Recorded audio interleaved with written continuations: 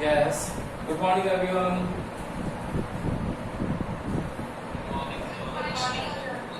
Good morning, बेटा. Good morning. Last good morning.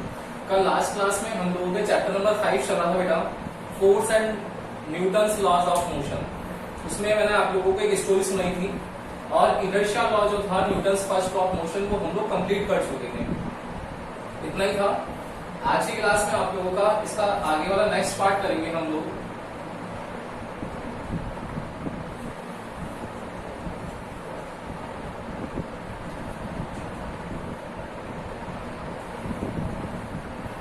आज है आप लोगों के पास नेक्स्ट सेकंड हम लोग पढ़ने वाले हैं. सेकंड जो है आप लोगों के पास में वो क्या है देखना.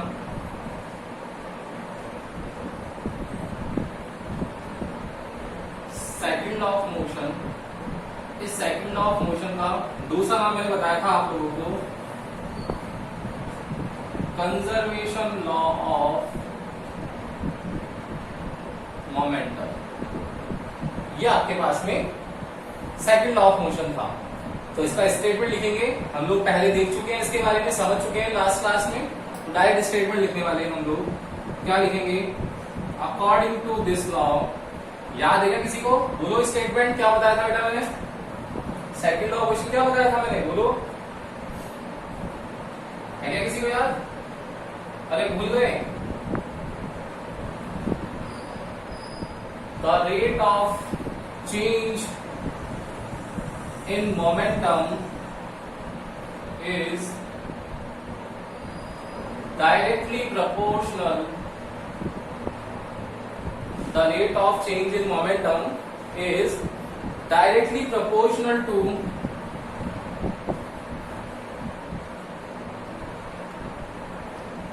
external force. Inverted comma closed. The rate of change in momentum is directly proportional to external force. Therefore F proportional to dp by dt आ जाएगा. चेंज मैंने बताया था आप लोगों को, चेंज हम लोग स्मॉल लेते हैं तो उसमें डेल्टा, डेल और डी का यूज करते हैं. तो डिफरेंशिएशन यूज कर लिया हम लोगों ने. F proportional to dp over dt. Proportional sign हटाएंगे तो एक कांस्टेंट आएगा, तो k dp over dt. Now we know that what do you mean by momentum. We know that the momentum is defined as the multiple of mass and velocity. When we put the value of p in this expression, then d by dt of mv. m जो होगा वो बाहर आ जाएगा, तो k m dv by dt. m क्यों constant हुआ? क्योंकि m जो है, ऐसा थोड़ी ना होता है कि अभी आप घर पे बैठे हो तो आप लोगों का m कुछ और है और बाहर चले जाओगे तो m कुछ और हो जाएगा. मास तो कांस्टेंट ही रहेगा ना. तो मास कांस्टेंट, इसलिए कांस्टेंट को डिफरेंशिएशन से बाहर ले लेते हैं हम लोग. बाहर ले लिया तो ये dv और dt कितना हो गया? एक्सेलरेशन हो गया. दैट मीन्स हमारे पास फोर्स की वैल्यू कितनी आ गई? k है. क्लियर? अब देखना, ये जो k m आया है इसको हम लोग कैसे एक्सप्लेन कर सकते हैं. लेट सपोज आप लोगों के पास में एक ऑब्जेक्ट है. इस ऑब्जेक्ट पर फोर्स लग रहा है, तो सिंगल ऑब्जेक्ट के लिए k की वैल्यू क्या होगी? 1 होगी. तो हम लोग यहाँ पर F इक्वल्स टू क्या लिख देंगे? ma लिख देंगे. अगर आप लोगों के पास में यही कंडीशन हो गई कि अब आप लोगों के पास में दो ऑब्जेक्ट हैं और फोर्स लगाया जा रहा है आप लोगों पे, तो क्या होगा कि जैसे ही फोर्स लगाएंगे तो नंबर ऑफ ऑब्जेक्ट कितने हो गए? इस बार 2 हो गए. तो फोर्स कितने टाइम इंक्रीज हो गया? 2 टाइम्स इंक्रीज हो गया. इस टाइम क्या लिख दोगे आप लोग? F equals to 2ma. ठीक है ना. तो ये प्रोपोर्शनलिटी कांस्टेंट है यहाँ पर k, जो प्रोपोर्शनल में वैल्यू देता है कि अगर सिंगल ऑब्जेक्ट है तो ma आएगा, अगर मोर देन 1 हो गए तो 2 है तो 2m आ जाएगा, क्योंकि 2 टाइम्स इंक्रीज हो जाएगा फोर्स. अगर 3 ऑब्जेक्ट हो गए तो 3 बार इंक्रीज हो जाएगा. होगा ही ना कि कोई एक ऑब्जेक्ट, मान लो ये बोर्ड है, इस पर मैं फोर्स लगा रहा हूँ, तो मैंने केवल एक फोर्स लगाया तो क्या होगा? शिफ्ट होगा. फिर एक बार और फोर्स लगाया, फिर शिफ्ट होगा. फिर एक बार और फोर्स लगाया, फिर शिफ्ट होगा. तो 3 जगह लगा रहा है तो 3 बार फोर्स लग रहा है तो 3ma हो जाएगा. क्लियर है ना. यहां तक कोई दिक्कत है तो बोलो उसमें. ये फर्स्ट मेथड था जहां पर F इक्वल्स टू, यस बता रहा हूं. देखो भाई, फर्स्ट मेथड क्या है? कंजर्वेशन लॉ ऑफ मोमेंटम को समझना है बेटा कि मोमेंटम जो होना चाहिए वो कंजर्व होना चाहिए. तो मोमेंटम कंजर्व कब होता है वो कंडीशन हम लोग देखेंगे अभी। तो उसके लिए स्टेटमेंट लिखना पड़ेगा। स्टेटमेंट क्या था कि according to this law the rate of change, word बताया था मैंने रेट, बताओ तो रेट का मतलब क्या होगा 1/t।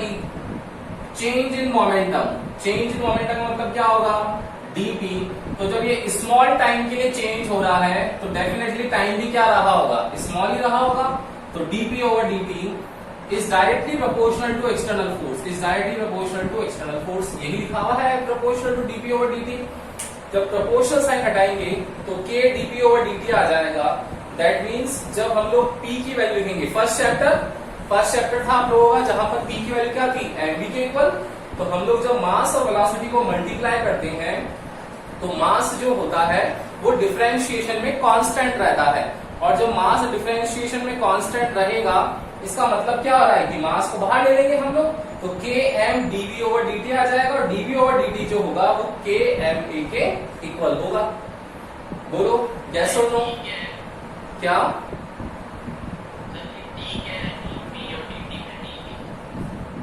ये p और t क्या है? d। ये क्वेश्चन कौन, एक सेकंड, हाँ कौन पूछा है क्वेश्चन? जयवर्धन। हाँ बेटा उसके अंदर स्टार्टिंग से पढ़ना पड़ेगा, फिर तो आपको जब डी पूछोगे तो आपने डिफरेंशिएशन की क्लासेस ली क्या? तो फिर कैसे समझ में आएगा? ये तो डिफरेंशिएशन है, स्टार्टिंग क्लासेस में सारे यूट्यूब पे लिंक्स हैं, आप वहां जाकर के देख सकते हो। ये डिफरेंशिएशन है भाई। ये जब भी वर्ड आता है ना चेंज, सबको पता है यहाँ पर ये बात, केवल आप ही को नहीं पता लगती है। चेंज जब भी आता है तो उसको डिनोट करते हैं डेल्टा से, डेल से या फिर डी से। तो यहाँ पर डी से डिनोट कर रखा है उसको, क्योंकि वैल्यूज हम लोगों को यहाँ पर पता होगी। हमेशा फोर्स की वैल्यू हम लोग फाइंड आउट कर सकते हैं, मतलब डी फाइनाइट वैल्यूज हैं इसलिए हम लोग उसका डिफरेंशिएशन कर रहे हैं d/dt। अदरवाइज डेल्टा भी यूज कर सकते थे।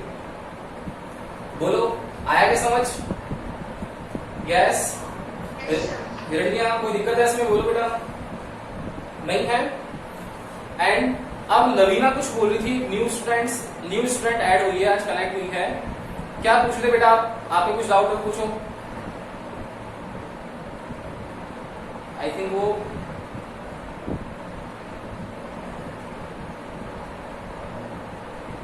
समझ नहीं आ रहा उसको, चली गई है। चलो ये क्लियर है ना? एक बार स्क्रीनशॉट ले लो उसका, देन इसके बाद आगे करते हैं। फटाफट से स्क्रीनशॉट ले लो। ये फर्स्ट मेथड है, सेकंड मेथड भी करते हैं जो हम लोगों ने फर्स्ट चैप्टर में किया था एक बार।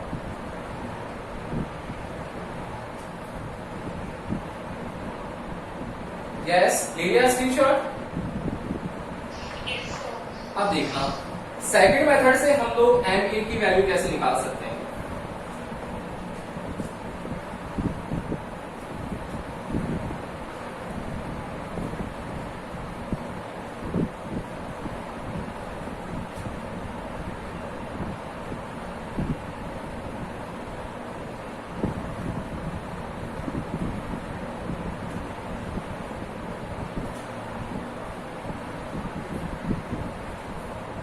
देखना सेकंड मेथड कैसे हो सकता है।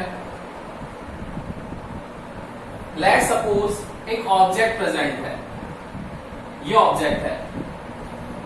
ऑब्जेक्ट जो है इसका मास गिवन है m, इनिशियल वेलोसिटी गिवन है u। ये ऑब्जेक्ट a पर प्रेजेंट है, मूविंग करता हुआ ऑब्जेक्ट b पे आ जाता है, जहां उसका मास m ही रहेगा लेकिन वेलोसिटी v हो जाएगी, यही होगा। अब देखना इस कंडीशन में हम लोग कैसे इसको सॉल्व कर सकते हैं कि what will be the momentum at point O, कितना हो जाएगा multiplication of mass and initial velocity, and momentum on point B will be multiplication of mass and final velocity. Therefore now change in momentum, Jayvardhan देख लेना एक बार, basic है ये, वापस change निकालना है। चेंज के लिए क्या डिनोट करते हैं, डेल्टा, डेल और डी, ये तो रिप्रेजेंटेशन है। और चेंज का मतलब क्या होता है, ग्रेटर में से लेसर वैल्यू को माइनस करना है।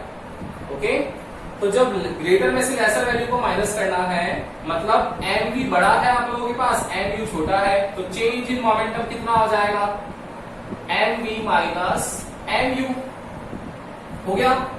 अब मुझे रेट लिखना है, तो क्या होगा, therefore rate of change in momentum.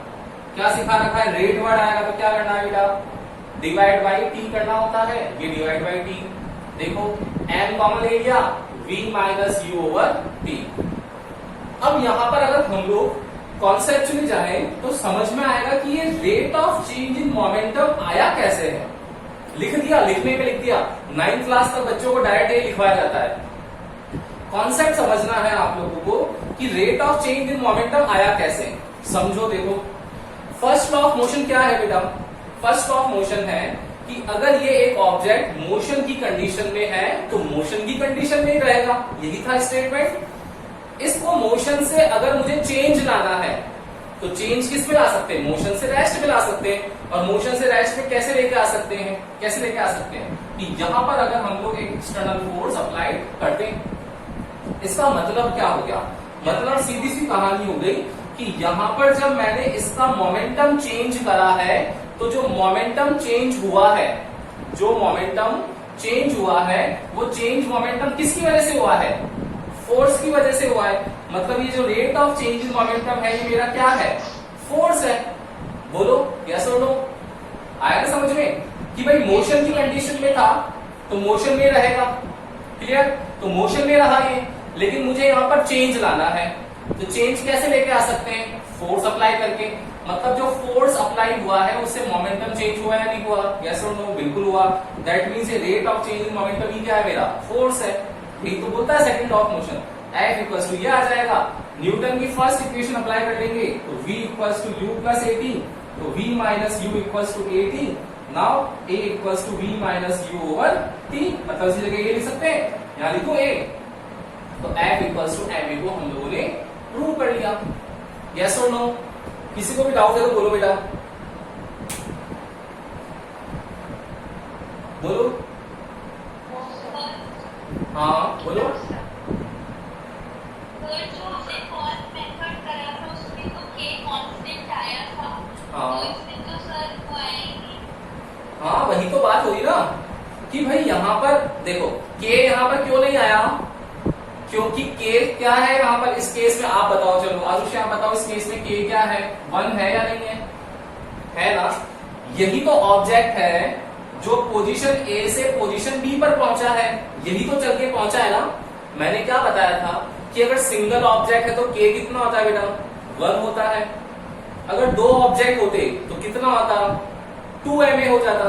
3 object होते तो कितना होता, 3ma हो जाता। क्यों, क्योंकि वो तो प्रोपोर्शनलिटी कांस्टेंट है ना, वो तो प्रोपोर्शनलिटी कांस्टेंट है। जब मेरे पास 100 रुपीज थे तो आपके पास 200 थे, ठीक है। अब मुझे 100 किसी ने और दे दिए, दोनों को दिए, तो जब मेरे पास 200 हो जाएंगे तो आपके पास 200 थोड़ी रहेंगे, आपके पास भी तो 300 हो गए, क्लियर है ना। तो ये प्रोपोर्शनलिटी चलती है ना, प्रोपोर्शनलिटी समझ में आती है, रेशियो और प्रोपोर्शन वाले कॉन्सेप्ट समझ रखे हैं आप लोगों ने प्रीवियस क्लासेस में। तो यही यहाँ पर भी वही है कि एक ही सिंगल ऑब्जेक्ट है, ये मूविंग करता हुआ u से लेकर पहुंच गया कहां पर, v तक पहुंच गया। तो जब u से लेकर v तक पहुंच गया तो एक्सपेरिमेंटली जो प्रैक्टिकल वैल्यू आई है k की वो ऑटोमेटिक 1 आ गई यहाँ पर, तो k इक्वल्स टू 1 आ गया। दैट सपोज यहाँ पर अगर हम लोग मोर देन 1 ऑब्जेक्ट का एनालिसिस करते, डेफिनेटली यहाँ पर मल्टीप्लाई आता। कैसे आता सोचो, उस टाइम मोर देन 1 होता ना, तो उस टाइम बताओ मास जो होता है वो चेंज होता है या नहीं होता, बोलो होता ना।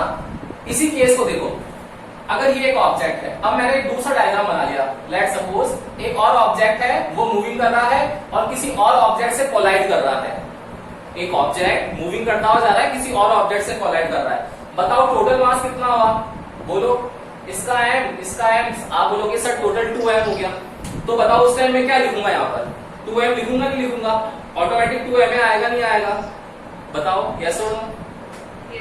आ गया, समझ आ गया ना कि यहाँ तो ऑटोमेटिक ही k की वैल्यू 1 आ गई। जब हम लोग मोर देन 1 ले लेंगे तो उस टाइम मास भी तो डबल हो जाएगा, तो ऑटोमेटिक वो आपके पास एक्सप्रेशन में वैल्यू आ जाएगी, क्लियर।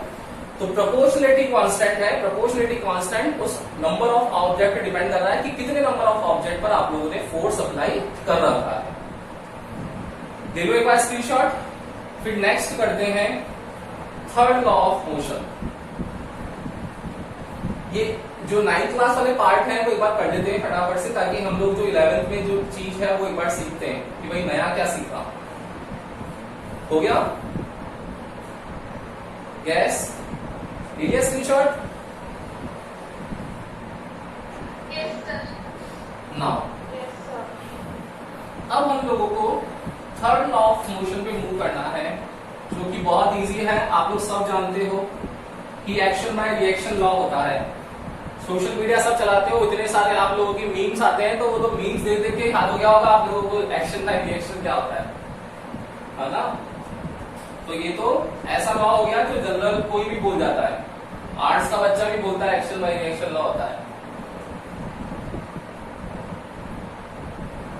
बहुत इजी सा है, बहुत सिंपल सा। थर्ड है थर्ड लॉ ऑफ मोशन और एक्शन बाय रिएक्शन लॉ। क्या होगा? वही स्टेटमेंट लिखेंगे अगेन हम लोग। अकॉर्डिंग टू दिस लॉ, ये लाइन कॉमन होती है, फिर कॉमा इन्वर्टेड कॉमा लगाते हैं हर बार स्टेटमेंट से पहले। क्या होगा? Every action force has equal And oppose. And opposite reaction. कैसे? देखो, लेट सपोज एक ऑब्जेक्ट है आप लोगों के पास में, ये ऑब्जेक्ट है ए, एक दूसरा ऑब्जेक्ट है आप लोगों के पास में, वो ऑब्जेक्ट है बी। क्या होगा कि ये ऑब्जेक्ट जो है वो इस तरफ मूव कर रहा है विद वेलोसिटी va, ये ऑब्जेक्ट ऑपोजिट मूव कर रहा है विद वेलोसिटी ऑफ vb। एक टाइम इंटरवल t के बाद में इन दोनों के बीच में म्यूचुअल इंटरेक्शन होगा। उस म्यूचुअल इंटरेक्शन को ही हम लोग क्या बोलेंगे? कॉलिजन बोलेंगे, बोलेंगे ना? तो एक टाइम इंटरवल के t के बाद में इन दोनों के बीच में, क्योंकि अपोजिट मूव कर रहे हैं, तो दोनों के बीच में क्या होने वाला है? डेफिनेटली कॉलिजन होगा। कॉलिजन होगा तो क्या होगा? सोचो, ये वाला ऑब्जेक्ट इस पर फोर्स अप्लाई करेगा, करेगा ना? तो इसका फोर्स कितना है? फोर्स किसका है? ए का ऑन बी। ठीक है, तो ऐसा थोड़ी ना बी जो होगा वो चुप बैठा रहेगा, बी भी फोर्स लगाएगा, बराबर का लड़ेगा। क्या होगा? Force of be on A. Clear है? एफ बी ए आ जाएगा। अब अगर मैं यहां पर मैग्नीट्यूड की बात करूं, तो मैग्नीट्यूड में क्या होगा बेटा? क्या होगा मैग्नीट्यूड में? आप बोलोगे कि सर एफ ए बी जो है मेरा, वो एफ बी ए के इक्वल दिख रहा है। बिल्कुल दिख रहा है, दोनों ने सेम फोर्स अप्लाई किया। लेकिन अगर मैं वेक्टर की बात करता हूं यहां पर, कि अगर मैंने डायरेक्शन और ऐड कर दिया इस मैग्नीट्यूड में, डायरेक्शन को और ऐड कर दिया, तो डायरेक्शन ऐड करते ही क्या हुआ बेटा? अब आपको पता पड़ गया कि सर ये तो वेक्टर क्वांटिटी हो गई। बिल्कुल हो गई वेक्टर क्वांटिटी, ये लगा दिया वेक्टर। लेकिन वेक्टर में क्या इंक्लूड करते हैं? डायरेक्शन। बताओ दोनों की डायरेक्शन सेम है या अपोजिट है? अपोजिट है। अपोजिट होगी तो क्या साइन लगता है वेक्टर में? माइनस साइन लगता है। तो आप लोगों को बोलना चाहिए कि सर इसके अंदर माइनस हम लोग अप्लाई कर देंगे, कर देंगे ना? यही तो स्टेटमेंट है कि कोई भी एक्शन फोर्स होता है वो इक्वल लगाता है।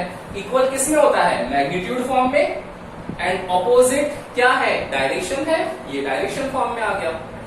Every action force has equal and opposite reaction. दोनों एक दूसरे के ऊपर फोर्स लगा रहे हैं। खत्म कहानी। बहुत सारे एग्जांपल्स हो सकते हैं इसके। कौन कौन से? कि लेट सपोज अगर आप लोग बुलेट फायर कर रहे हो गन से, तो क्या होगा? क्या होने वाला है कि बुलेट तो आगे की तरफ जाएगी, मजल स्पीड होगी उसकी, एंड शोल्डर जो होगा उसको जर्क फील होगा ही होगा।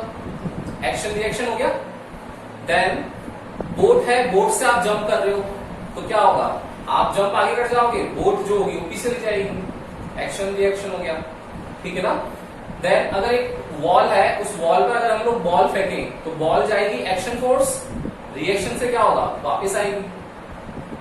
क्रिकेटर है, बॉलर को खेल रहा है, तो क्या होगा, जैसे बैट्समैन बॉलर को हिट करेगा तो क्या होगा, बॉलर ने अपनी जितनी भी स्पीड लगाई है एक्शन फोर्स, बैट्समैन क्या करेगा, टाइमिंग देगा उसको, मतलब जैसे उसको कांटेक्ट में आएगा बैट, उसका रिएक्शन फोर्स की वजह से किसी और डायरेक्शन चली जाएगी, एक्शन बाय रिएक्शन।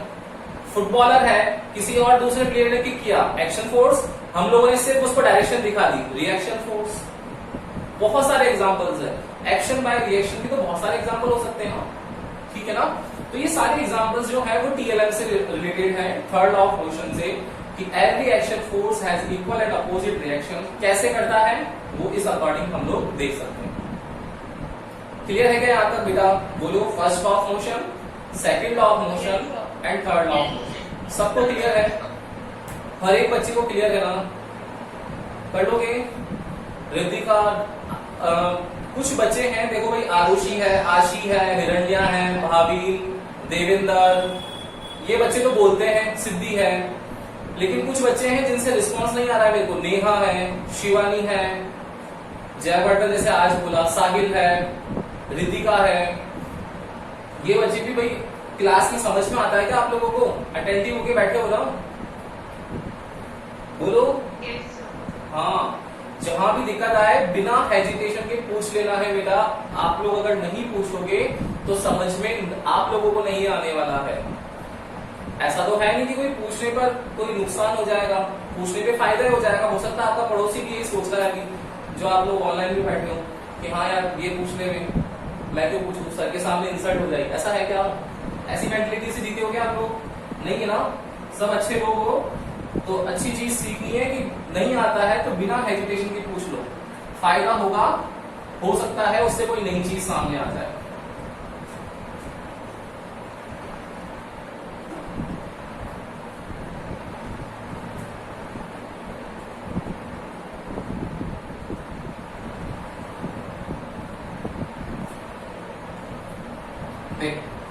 अब हम लोग करते हैं नेक्स्ट थ्योरम आ रही है बेटा। नेक्स्ट थ्योरम है impulse momentum theorem. Impulse momentum theorem, इसको शॉर्ट फॉर्म में बोलते हैं IM theorem.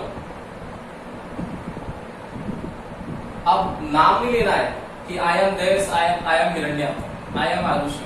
I am theorem है अपने तो, ठीक है ना। आई एम थ्योरम क्या है बेटा? बहुत इजी सा है कि इंपल्स जो होता है ना वो मोमेंटम के इक्वल होता है, बस इतना सा थ्योरम है। क्या है? लिख लेते हैं एक बार statement. According to this theorem, comma, inverted comma, the impulse of an object is equal to change in momentum. क्या लिखेंगे कि जो इंपल्स है, the impulse of an object is equal to change in momentum. क्या है ये? Impulse जो होते हैं इसको डिनोट करते हैं बेटा आई से, मोमेंटम को डिनोट करते हुए आए हैं हम लोग पी से।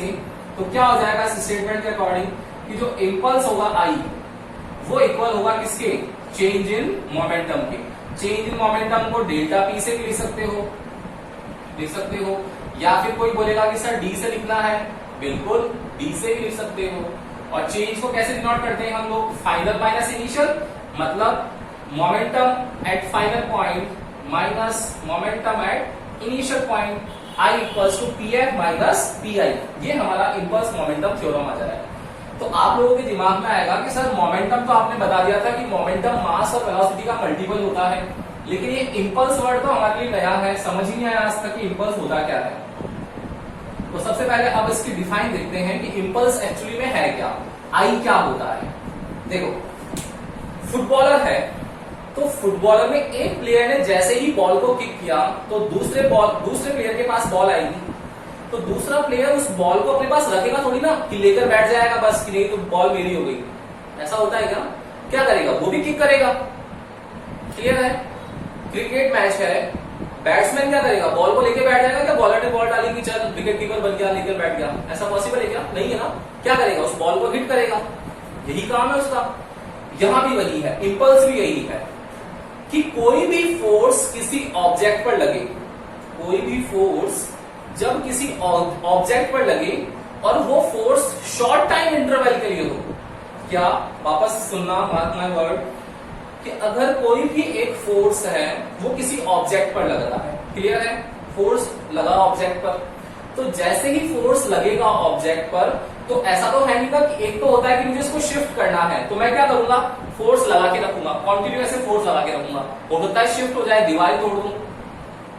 एक कंडीशन क्या है कि जस्ट मेरे को फोर्स लगाना है, देखो ये फोर्स लगा दिया, अभी भी तो लगाना फोर्स, हाथ है, ये फोर्स लगा दिया, मतलब ये फोर्स बहुत शॉर्ट टाइम इंटरवल के लिए लगा है। तो कोई भी एक ऐसा फोर्स जो शॉर्ट टाइम इंटरवल के लिए अप्लाई होता हो, वही मेरा क्या होता है, उस फोर्स को फोर्स नहीं बोलते, उसको इंपल्स बोलना चालू करते हैं। आ गया, समझ में आ गया क्या, बोलो, आ गया ना। तो जब बैट्समैन बॉलर को बॉल को हिट करता है, जब बैट्समैन बॉल को हिट करता है तो वो किसी ना किसी फोर्स से करता है, वो फोर्स मेरा क्या है, इंपल्स फोर्स है। फुटबॉलर जैसे फुटबॉल को किक कर रहा है, वो कौन सा फोर्स है, इंपल्स फोर्स है। ये सारे फोर्सेस कौन से हो गए, इंपल्स फोर्स हो गए। तो इंपल्स की सीधी सी डिफाइन हो जाएगी, इट इज डिफाइंड एज